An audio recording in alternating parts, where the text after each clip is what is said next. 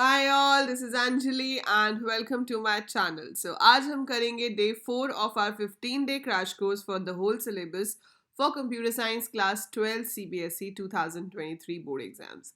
So चलिए आज हम देखेंगे कि यूजर डिफाइंड फंक्शंस क्या काम करते हैं. तो मैंने पिछली क्लास में आपको बताया था कि फंक्शंस क्या होते हैं and we did the category of built in functions as well as library functions. तो हमने जो कैटेगरी आज करनी है वो है यूजर डिफाइंड फंक्शंस. जब एज अ प्रोग्रामर आप खुद से फंक्शंस क्रिएट करते हो तो उसे हम यूजर डिफाइंड फंक्शन कहते हैं. अब बात यह आती है कि हम ये फंक्शंस क्रिएट क्यों करते हैं, कैसे करते हैं, वो हमने थोड़ा सा पिछली बार डिस्कस किया था, हम उसको डिटेल में पढ़ेंगे. And we will be studying the advantages कि फंक्शन बनाने ही क्यों है भाई, why do we have to create functions. ठीक है, जब उसके बिना भी हमारा काम हो ही जाता है तो फंक्शंस क्यों बनाएंगे. दूसरा, फ्लो ऑफ एग्जीक्यूशन. अब यहाँ पे सीखोगे कि अगर अब फंक्शंस के थ्रू सेम काम हो रहा है तो how is the flow of execution going in your program, किस तरह से किस सीक्वेंस में आपकी स्टेटमेंट्स एग्जीक्यूट होंगी. That is what we will be checking out in this. फिर उसके बाद आपका फंक्शन हेडर और फंक्शन डेफिनेशन क्या होता है, किस तरीके से आप फंक्शन को डिफाइन करते हो, and how do you return a value from that, how do you call it, we will be doing that. उसके बाद जो हम वैल्यूज पास करते हैं वो आपकी डिफरेंट कैटेगरीज में आती हैं, जैसे कि we have positional arguments, we have default arguments, we have keyword arguments, right? So ये सारे terms हैं जो आपको पता होनी चाहिए. So we have all these terms, default arguments or parameters and keyword arguments or parameters. So we have all this. और उसके बाद आपके पास एक बहुत ही मेजर कंसेप्ट है जिसमें काफ़ी बच्चों को काफ़ी टाइम तक कन्फ्यूजन रहती है, लेकिन इस क्लास के बाद नहीं रहेगी, और वो है लोकल एंड ग्लोबल वेरिएबल्स. तो आपका जो स्कोप ऑफ वेरिएबल्स है वो क्या होता है. So scope of variables is very important. So local और ग्लोबल वेरिएबल्स का जो स्कोप है वो हम इसमें पढ़ेंगे, जिसे हम स्कोप ऑफ वेरिएबल्स कहते हैं. स्कोप तो वैसे 4 होते हैं, we have LEGB rule, but आपके पास सिर्फ सिलेबस में 2 ही हैं, that is local and global. So this is all we going to do today, so keep watching. ठीक है, और इनकी प्रैक्टिस बहुत ज़रूरी है और उसके प्रैक्टिस क्वेश्चंस मैं अलग से अपलोड करूंगी. आज की वीडियो में हम इस सारे कंसेप्ट्स को स्टडी करेंगे. तो सबसे पहली बात, यूजर डिफाइंड फंक्शन हमें क्यों चाहिए होता है.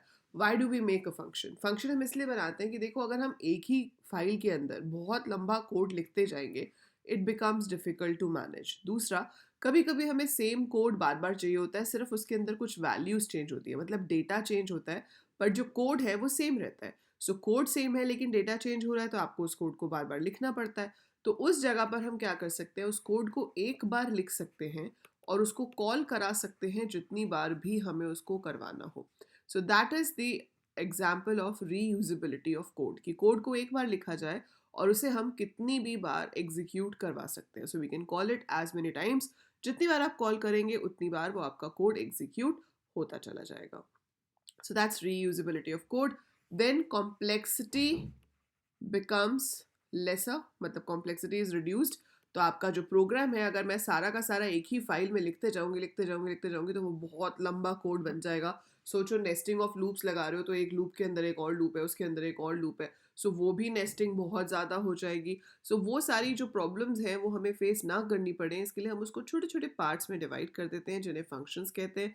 Now they are responsible for fulfilling their work, है ना, उसको जो काम दिया गया है वो अपना काम सही से करेगा और आपकी कॉम्प्लेक्सिटी जो है वो कम हो जाएगी. आप इसको इसी तरीके से ले लो कि जैसे आपको मैं बहुत कुछ करने के लिए दे दूँ. आपके घर में पार्टी है और आपकी मम्मी ने बोला है कि जाओ उस शॉप से गिफ्ट्स लेकर आओ और फिर वहाँ से गिफ्ट रैपिंग पेपर लेके आओ और फिर उसको रैप करो and then you have to put the slips and write down the names. If you have to do all this alone तो वो बहुत ही ज़्यादा कॉम्प्लेक्स हो जाएगा, है ना. बट अगर आपके साथ कोई हेल्प कर रहा हो, आपने बोला कि चलो मैं गिफ्ट रैप कर दूंगा लेकिन उसके ऊपर स्लिप लगा के नाम कोई और लिख देगा और शॉप से लेकर कोई और आ रहा है. So if it is divided into smaller parts, हर कोई अपना अपना रोल कर रहा है, तो आपके लिए कॉम्प्लेक्सिटी कम हो जाएगी. एंड अगर इसमें किस लिए मान लो गलत गिफ्ट पे गलत किसी का नाम लिखा गया, तो अब अगर आप ही सब कुछ कर रहे हो तो ब्लेम आपके ऊपर आ जाता है ना, भाई तूने ही गलत किया है. बट अगर ये डिवाइडेड है काम तो हम ये भी पता लगा सकते हैं कि गलती किससे हुई है. सो ऐसे ही प्रोग्राम में होता है, जब एरर आता है तो अगर इतना बड़ा कोड है तो भाई ढूंढना पड़ेगा एरर कहाँ पे आया है. लेकिन अगर आपने फंक्शंस बनाए हुए हैं और एरर जनरेट हो रहा है तो we can use the function name and find out कि हाँ भाई एरर जो है वो इस फंक्शन में आया है, तो यहीं पर ठीक करने की ज़रूरत है. सो इस चीज़ को हम कहते हैं डीबगिंग बिकम्स ईजियर. तो आपका डीबगिंग, बग का मतलब होता है एरर, डीबगिंग मतलब एरर को ढूंढना और ठीक करना. So bug is error, debugging is error detection and correction. And ये इजी हो जाता है जब हमारा कोड छोटे छोटे पार्ट्स मतलब फंक्शंस में लिखा जाता है. So all these are the major advantages जिसकी वजह से हमें अपने कोड को फंक्शंस की फॉर्म में लिखना चाहिए. चलिए ठीक है, ये तो हो गई एक चीज़ कि भाई फ़ायदा क्या है. फ़ायदा तो ठीक है, पर फंक्शन बनाएंगे कैसे. हम लिखेंगे def, DEF, that's a keyword, small letters में आएगा. फंक्शन का आप एक नाम देंगे, इस नेम के रूल्स वही हैं जो आइडेंटिफायर के रूल्स होते हैं. Alphabets, underscore and digits are allowed, no space, no special symbol, first letter can not be a digit, keywords can be use. So वही सिंपल रूल्स जो आप यूज़ करते आ रहे हो वही यहाँ पे भी यूज़ करने हैं. राउंड ब्रैकेट, और यहाँ पे जो हम रिसीव करते हैं उसको हम पैरामीटर बोलते हैं.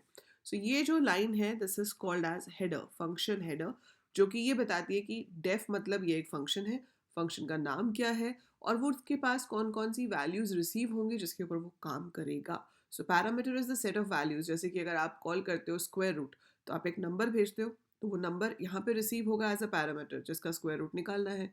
अगर मैं HCF निकालना चाहती हूँ तो मैं 2 नंबर भेजूंगी, तो वो 2 पैरामीटर्स यहाँ रिसीव होंगे जिसका हमें अंदर HCF निकालना होगा.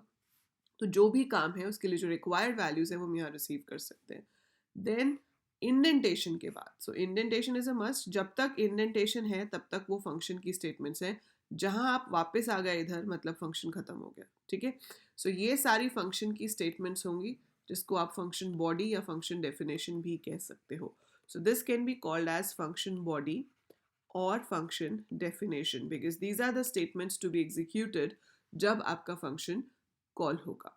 एंड यहाँ पर हम चाहें तो एक रिटर्न स्टेटमेंट का इस्तेमाल कर सकते हैं अगर आपको कोई रिजल्ट इस फंक्शन में से रिटर्न कराना है. जैसे कि स्क्वायर रूट हमें स्क्वायर रूट रिटर्न करता है, लेकिन प्रिंट सिर्फ स्क्रीन पे प्रिंट कर देता है, डायरेक्टली कुछ रिटर्न नहीं करता. सो देर आर फंक्शंस जो कुछ रिटर्न करते हैं और कुछ होते हैं जो कुछ रिटर्न नहीं करते बट अपना काम कर देते हैं. जैसे कि अगर आप लिस्ट के साथ a डॉट अपेंड लिखते हो तो वो वैल्यू लिस्ट के पीछे ऐड हो जाती है, लेकिन वो रिटर्न तो कुछ भी नहीं करता. सो जो फंक्शन कुछ रिटर्न नहीं करते उनसे क्या रिजल्ट वापस आता है, none. None is a special value in Python. So none आपके पास एक स्पेशल वैल्यू है जिसमें n कैपिटल होना चाहिए. So if a function is not returning anything, ये बहुत इंपॉर्टेंट पॉइंट है, एग्जाम में पूछ लेते हैं, याद रखना. So if a function is not returning anything मतलब उसके अंदर रिटर्न स्टेटमेंट है ही नहीं फंक्शन में, या फिर सिर्फ रिटर्न लिखा है और उसके आगे वैल्यू नहीं लिखी हुई. So in that case if a function is not returning anything, it returns none by default. It returns none by default. So by default आपका जो फंक्शन है वो क्या रिटर्न करता है, नन. तो नन तो फंक्शन से वापस आएगा ही आएगा जब हम उसको कॉल करेंगे, अगर हमने कुछ और रिटर्न नहीं किया है तो. सो ये तो हो गई फंक्शन डेफिनेशन. इसको यूजुअली हम कहाँ बनाते हैं, जहाँ पे कॉल हो रहा है उससे पहले. So wherever you have to call it, it has to be defined above that. So ऊपर डिफाइन होना चाहिए तभी आप इसको बाद में कॉल कर सकते हो. अगर डिफाइन नहीं है तो कॉल भी नहीं हो सकता. So it has to be defined before we call that function. ठीक है, अब मैं आपको एक एग्जाम्पल लेके दिखाती हूँ. मान लो मुझे क्या करना है, मुझे एक फंक्शन बनाना है to show a line of symbols. ठीक है, मुझे कुछ सिम्बल्स प्रिंट कराने हैं. तो मैंने यहाँ पर क्या किया, अपना पाइथन ओपन कर लिया. So this is my Python IDLE and I want to write a function. So function क्या करना चाहता है कि भाई मेरे को 40 स्टार्स की लाइन प्रिंट करनी है, समथिंग लाइक दैट. ठीक है, अब ज़रूरी नहीं है कि हर बार स्टार्स ही हो. अगर आप 40 स्टार्स ही ले रहे हो तो आप ऐसे ले सकते हो डेफ शो एंड कुछ भी पैरामीटर हमने रिसीव नहीं किया. और यहाँ पर हम एक लूप लगा लेते हैं. वैसे तो आप कहोगे कि मैम रेप्लिकेट करके प्रिंट कर सकते हैं पाइथन में, but just for the example I am giving you this example. For I in range and I write 50 and there we write print star, है ना, print star और end blank दे दिया. And then I want to go to the next line, something like that. or you can leave just खाली print also, क्योंकि खाली print से अपने आप ही एक न्यू लाइन हो ही जाती है. तो हमने यहाँ पर ये लिख दिया और इसके बाद मैंने यहाँ पर लिखा print अंजलि, एंड इससे ऊपर मैंने एक बार कॉल करा लिया शो को, और उसके बाद मैंने फिर से कॉल करा दिया शो को. I save it. So I am calling show twice over here. तो मैं इसको 2 बार कॉल कर रही हूँ. ठीक है, अब मैं इसको रन करती हूँ. तो पहले जब शो कॉल होगा it will show a line of 50 stars. ठीक है, उसके बाद अंजलि प्रिंट होगा, और उसके बाद फिर से प्रिंट होगी एक लाइन ऑफ 50 स्टार्स. ठीक है, so that is how it will get printed. तो आप एक फंक्शन को जो हमने लिखा है उसे हम जितनी भी बार चाहें कॉल कर सकते हैं. अब आप चाहते हो कि भाई ये 50 फिक्स ना रहे, यहाँ पे मैं पास करूँ, जैसे मैं अगर शो 30 पास करूँ तो 30 स्टार्स प्रिंट होने चाहिए. ठीक है, मैं 20 पास करूँ तो 20 स्टार्स प्रिंट होने चाहिए, ये फिक्स ना हो. तो ये जो चीज़ हम पास करते हैं इसको हम बोलते हैं पैरामीटर और आर्ग्यूमेंट. तो आप यहाँ से इसको पास करोगे, तो यहाँ से जब पास करते हैं तो दिस इज आर्ग्यूमेंट. ये आर्ग्यूमेंट जाकर ऊपर कहीं रिसीव पे होना चाहिए. तो यहाँ शो की ब्रैकेट में आप लिख सकते हो n. So now I change this 50 with n. अब क्या हो रहा है, शो 30 कॉल होगा, so 30 is the argument. Argument is going to be received in n, that is the parameter. तो आपसे पेपर में ये भी पूछ सकते हैं what is the difference between argument and parameter. तो जो चीज़ यहाँ से पास होती है वो आर्ग्यूमेंट होता है, जो ऊपर रिसीव होता है वो पैरामीटर होता है. तो इसमें 30 आ जाएगा, इट विल प्रिंट 30 स्टार्स. वापस आएगा, अंजलि प्रिंट करेगा, शो 20 कॉल होगा. So it is going to call the same function, लेकिन इस बार n में 20 आएगा, और इस बार वो कितने प्रिंट करेगा, 20 stars. So reusability of code हो गई. आप पैरामीटर्स पास करके डिसाइड कर सकते हो अंदर कोड में कि कैसे चलना चाहिए. So it is printing it like this. So this is how we pass the parameter. ठीक है, समझ आ रहा है, पैरामीटर पास करना समझ आया कि हम यहाँ से एक वैल्यू भेजेंगे जो ऊपर जाके रिसीव हो जाएगी. तो वो जो भी रिसीव होगी आपकी वो वहाँ पर हम ले लेंगे. अगर आप इसके बाद कुछ और प्रिंट कराना चाहते हो, like you print thank you, and then you want to call show again, and this time I want to pass 35, so it should print 35 stars. ठीक है, अब ये अगर मैं 35 पास ना करती, अगर मैं शो को खाली लिख देती तो क्या होता, तो एरर आता. क्यों, क्योंकि आपने ऊपर बोला है कि भाई एक पैरामीटर हम रिसीव करेंगे, और वो पैरामीटर अगर हम नहीं भेजेंगे so it will generate an error for that. तो ना तो आप उससे कम पास कर सकते हो, ना ही आप उससे ज़्यादा पास कर सकते हो. तो अगर आप यहाँ पर इस 20 को खाली छोड़ देते हैं और इसको रन करते हैं तो you will be getting an error कि भाई आपको तो पैरामीटर पास करना था, आपने पास नहीं किया. अगर आप 2 भेज देते तो भी एरर आता, क्योंकि आपको एक ही पास करना था, आप 2 नहीं भेज सकते. सो ये कह रहा है मिसिंग 1 रिक्वायर्ड पोजिशनल आर्ग्यूमेंट. और अगर आपने कहीं गलती से इसमें 30,12 लिख दिया होता then also you will get an error कि आपको तो भेजना था एक, आपने 2 भेज दिए. Takes 1 positional argument but 2 were given. So positional argument का मतलब होता है कि जितने पैरामीटर्स यहाँ पर डिफाइन किए गए हैं, है ना, यहाँ पर एक है तो यहाँ से एक ही जाएगा, यहाँ पे 2 हैं तो यहाँ से 2 ही जाएंगे, 3 है तो 3 ही जाएंगे, और उसी ऑर्डर में जाएंगे. उस चीज़ को कहते हैं positional argument. So positional argument says that it has to be passed in the same order and same number of parameters have to be passed. उतनी ही values हमको भेजनी पड़ेंगी. ठीक है, एक चीज़ क्लियर है, लिखो कमेंट्स में क्लियर है तो. सो फटाफट लिख के बताओ मुझे कि यस मैम पोजिशनल आर्ग्यूमेंट तो समझ आ गया कि जितनी वैल्यूज नीचे से पास होंगी उतनी ही ऊपर रिसीव होंगी इन द सेम ऑर्डर. ठीक है, सो दिस इज पोजिशनल आर्ग्यूमेंट. अब अगर मैं यहाँ पर लिख दूँ n इज इक्वल टू 20, ठीक है, और मैं यहाँ पे कुछ भी पास ना करूँ, so now I will not get that error जो पहले आ रहा था. अब वो क्या करेगा, वो अपने आप अगर तो कुछ पास होता है तो n की वैल्यू को वो ले लेगा. जैसे कि अगर आपने 30 पास किया तो n विल बी 30, अगर आपने 35 पास किया तो n will be 35. But if you are not passing anything, like second case में मैंने कुछ भी पास नहीं किया था, तो by default it will take it as 20. तो उसको वो बाय डिफ़ॉल्ट वही वैल्यू ले लेगा जो आपने यहाँ पर असाइन की होगी. मैंने 20 करी, आप कुछ भी कर सकते हो, but whatever value you will assign over here that will be taken as default argument. तो उस चीज़ को डिफ़ॉल्ट कहते हैं. इसके लिए पास कर दिया तो ठीक है, पास नहीं भी किया तो भी उसने 20 उसमें ले ही लेना है. ठीक है, अब ये तो हो गया एक एग्जाम्पल. ऐसे ही हम एक और एग्जाम्पल ले लेते हैं. मान लो मैंने यहाँ पर कुछ भी ऐसे ही टेम्परेरी सिर्फ आपको समझाने के लिए लिया, तो ABC ले लिया, ठीक है। और मैं यहाँ पर कुछ भी नहीं करा रही, मैं सिर्फ इसी को प्रिंट करा रही हूँ। तो मैंने प्रिंट करा दिया A is A, B is B, C is C, ठीक है। जस्ट टू सी की वैल्यूज क्या आती है। Now we call show. अगर आप इसमें पास करते हो 7, 8, 9, तो ऑब्वियसली पहले A में जाएगा, फिर B में, फिर C में। तो ये क्या है, पोजिशनल आर्ग्यूमेंट्स। तो पहली वैल्यू A में चली गई, फिर B में, फिर C में, यहाँ पर आएगा comma. Okay, so I run this code and what I get is A is 7, B is 8, C is 9, perfect, ठीक है। अब मैं कहती हूँ कि डिफ़ॉल्ट वैल्यू दे देते हैं। चलो, डिफ़ॉल्ट वैल्यू मैंने C को दे दी 10, ठीक है। और अगर मैं अभी भी यही 3 पास कर रही हूँ तो कोई प्रॉब्लम ही नहीं है।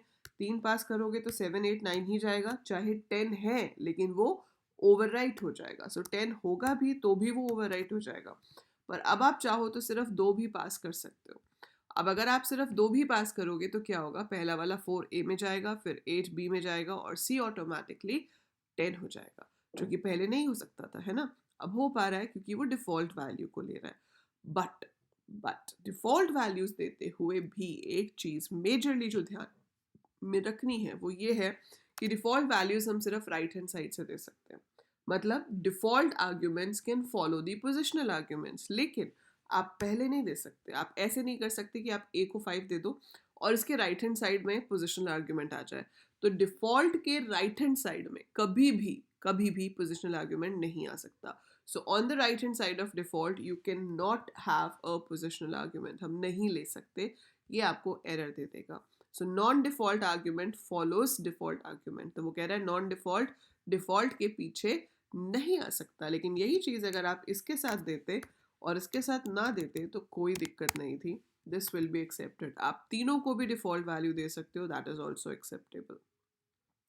सो अभी भी कोई प्रॉब्लम नहीं है। अब इसको मैं सिर्फ एक वैल्यू देके भी कॉल कर सकती हूँ, तो B में 5 आ जाएगा और C में 10 आ जाएगा। सो ये होते हैं डिफ़ॉल्ट आर्ग्यूमेंट्स, ठीक है। अब तीसरी और आखिरी चीज़ जो इसमें आर्ग्यूमेंट्स के बेसिस पे आपको करनी है वो है पोजिशनल आर्ग्यूमेंट्स। अब पोजिशनल आर्ग्यूमेंट्स क्या होते हैं, देखो डिफ़ॉल्ट में हटा देती हूँ यहाँ से।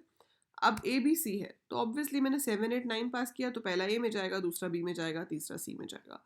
लेकिन अगर आपको ऑर्डर नहीं याद लेकिन आपको नाम याद है, सो यू डोंट रिमेंबर कि भाई किस ऑर्डर में भेजने थे, बट ये पता है कि हाँ ये पैरामीटर्स भेजने थे, तो आप ऐसे लिख सकते हो C is equal to 7, A is equal to 8, B is equal to 9, save it. तो C में 7 जाएगा, A 8 होगा और B 9 होगा। सो जब हम इस तरह से वैल्यू भेज देते हैं तो इसे कहा जाता है कीवर्ड पैरामीटर्स और कीवर्ड आर्ग्यूमेंट्स। तो ये आपके कीवर्ड आर्ग्यूमेंट्स हो गए, ठीक है। So these are set to be keyword arguments. तो जब हम नाम दे के बताते हैं कि वैल्यू किधर जानी चाहिए तो वो आप इस तरीके से बता सकते हो। इसमें भी वही चीज़ है कि आप पहले पोजिशनल दोगे और उसके बाद आपको दूसरे देने हैं। तो मैं ऐसा नहीं कर सकती कि मैं यहाँ पर कहूँ कि C की वैल्यू मैं यहाँ दे रही हूँ और A और B में बाद में दे दूँगी, इट्स नॉट अलाउड। सो आपको अगर पोजिशनल देना है तो आप A को ही यहाँ पे सिर्फ पोजिशनल दे सकते हो, ठीक है। सो ये क्या कह रहा है, got multiple values for A, क्योंकि जो पहली वैल्यू है उसने उसको बाय डिफ़ॉल्ट A में ही भेजना है, तो ये पहली वैल्यू तो जाएगी ही A में, फिर एक और वैल्यू आ गई है की, तो इसलिए वो कह रहा है मल्टीपल वैल्यूज़। बट आप ऐसे कर सकते थे कि भाई आपने यहाँ पर 6 दे दिया A के लिए और यहाँ पर आपने C दे दिया, तो दिस इज़ ओके। तो से 6 जाएगा A में और अब 9 जाएगा B में, 8 जाएगा C में, सो दिस इज़ फाइन। तो यहाँ भी वही चीज़ है कि डिफ़ॉल्ट हो या कीवर्ड हो, पोजिशनल पहले आते हैं, वो हमेशा उसके पीछे आते हैं। कभी भी आपके पास पोजिशनल के पहले डिफ़ॉल्ट या कीवर्ड नहीं हो सकता, सिर्फ उसके पीछे ही हो सकता है। ये याद रखना है, इसके ऊपर बेस्ड क्वेश्चन एग्जाम में आ सकता है, ठीक है। ये हो गई चीज़। अब इसके बाद आपके पास रह जाता है global and local. Global and local, अब ग्लोबल एंड लोकल पे आपको आउटपुट क्वेश्चन आ सकता है कि कोड लिख के दिया होगा और आपको आउटपुट बताना होगा।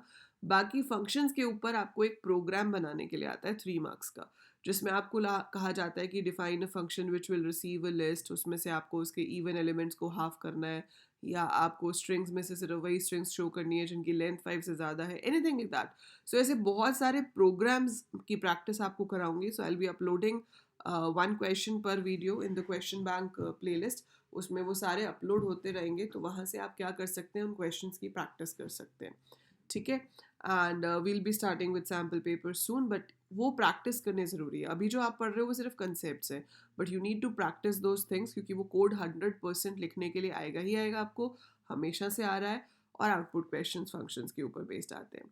तो अब आउटपुट क्वेश्चंस जो आते हैं बेटा, वो आते हैं लोकल और ग्लोबल के ऊपर, ठीक है।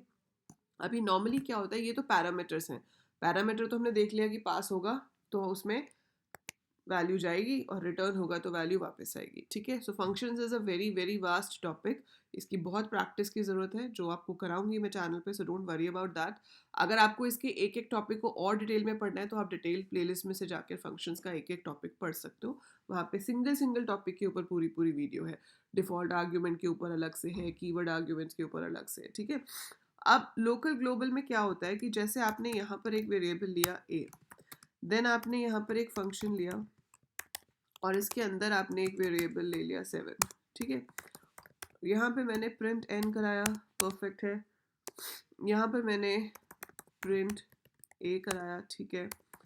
प्रोसेस को कॉल कर दिया, this is fine.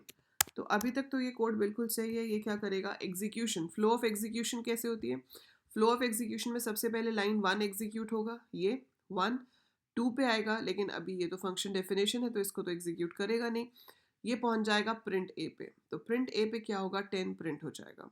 Process call होगा, हम यहाँ पे जाएंगे, यहाँ पे जाकर n will be created as a local variable. तो पहला डिफरेंस ग्लोबल और लोकल का ये होता है कि जो वेरिएबल फंक्शन के अंदर डिफाइन होता है, so a variable defined inside a function is a local variable, and a variable defined outside all the functions is a global variable. तो ये जो है ये ग्लोबल वेरिएबल है, और ये जो है ये लोकल वेरिएबल है, ठीक है।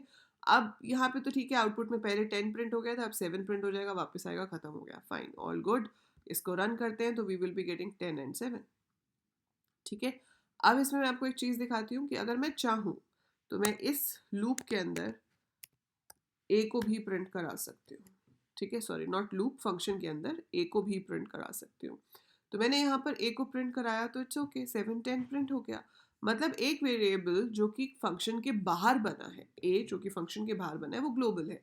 ग्लोबल का मतलब होता है कि वो किसी भी फंक्शन में असेसिबल है, आप उसको कहीं से भी यूज़ कर सकते हो। तो ये यूज़ हो गया, लेकिन क्या मैं यहाँ पे n को यूज़ कर पाऊंगी, प्रोसेस के बाद n तो क्रिएट हो चुका है, और मैं यहाँ पर n को यूज़ करना चाहती हूँ, तो मैंने इसको रन करने की कोशिश की तो I will get an error.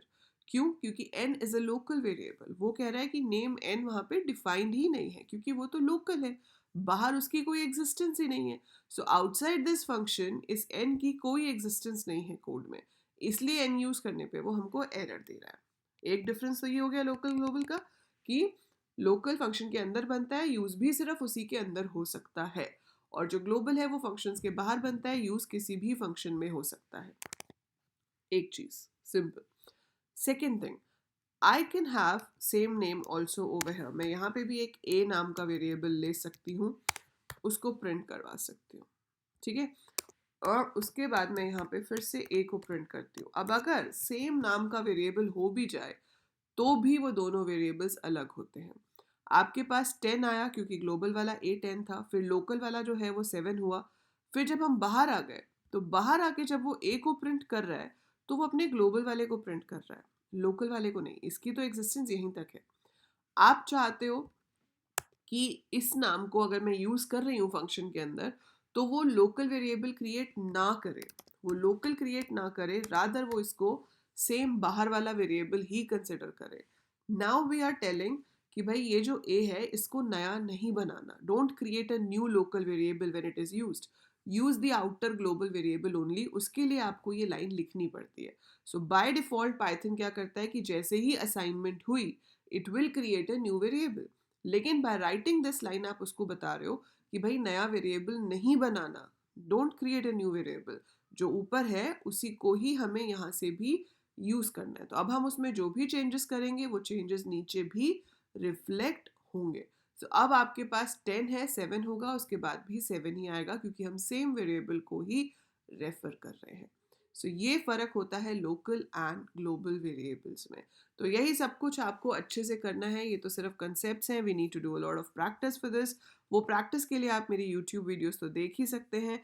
Along with that I am a plus educator on Unacademy, तो ये मेरी अनअकैडमी प्रोफाइल है। आप अगर अनअकैडमी पे ऑलरेडी हो तो search for me and join my courses. Otherwise profile का लिंक डिस्क्रिप्शन में गिवन है, वहाँ से जाकर यहाँ फॉलो का बटन आएगा, तो आप फॉलो ज़रूर कर लीजिएगा। एंड टेलीग्राम के लिंक गिवन है नीचे डिस्क्रिप्शन में, वहाँ से आप ग्रुप्स ज्वाइन कर सकते हो to get the notes, to ask your questions, and to get the notification about the live classes. I also conduct free live classes over here. तो वो free live classes जो हो चुकी हैं वो आप recorded देख सकते हो, और जो अभी आगे होंगी वो आप attend कर सकते हो. So that is it for this video. I'll see you very soon in the next one. So ये तो था functions. अब हम शुरू करेंगे file handling, और इन questions की practice मैं आपको कराते रहूँगी. I'll be uploading questions to practice. एक बार हम concepts clear कर लें सारे, then we'll do that. I hope the video was useful. If yes, do click the like button, share this video with all your classmates and your juniors too, and tell them to subscribe the channel, because अभी वो लोग 11th के exams दे रहे हैं, 11th का content भी channel पर है और 12th का तो अगले साल भी आएगा। एंड आप लोगों के लिए भी आगे BCA BTech BSc का कंटेंट आपको चैनल पे मिल जाएगा। So do subscribe it right now, it's absolutely free, and I'll see you in the next class. So by the time I upload more, keep watching, keep learning, take care.